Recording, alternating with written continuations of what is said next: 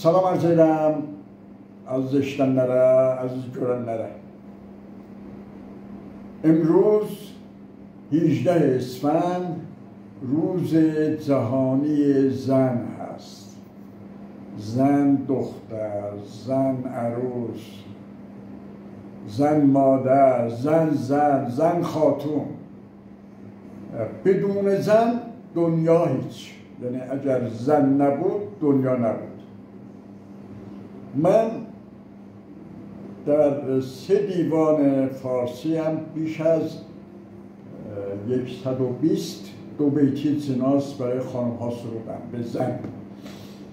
در کتاب‌های فارسی هم خیلی مطالب زیادی، حتی یه شعر هست که خورده به حساب بلنده، نمیخوام اینجا بگم ولی متنشو بگم که در زلزله ارمنستان یک زن و بچه شیرخوارش زیر یه پله زندانی میشن، همه جا تاریک.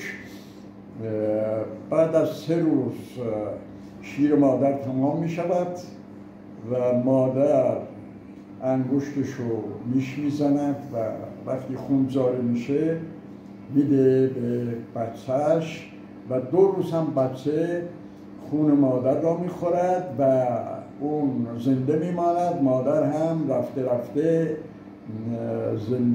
از زندگی داشت خالی میشد که یه صدایی میاد و مادر و بچه رو زنده پیدا کردن.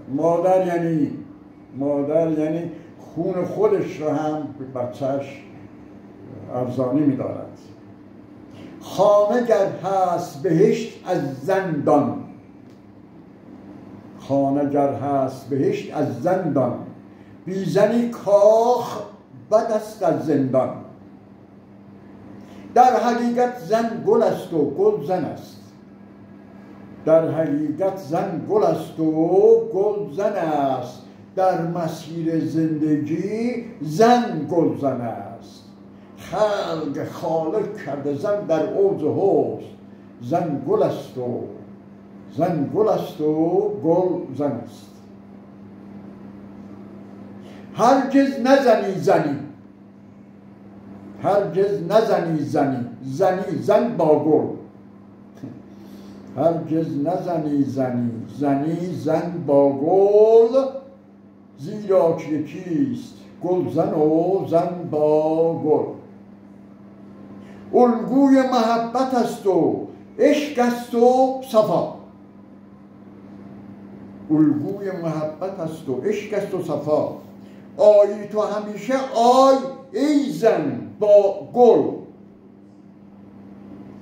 در اصلم این است که مرد، خواهش میکنم مردا نشنون دیگه، مرد با مردن شروع میشه، زن با زندگی. زن زایاست.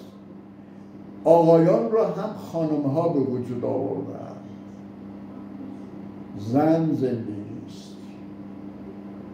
مرد مردن دارد و زن زندگی.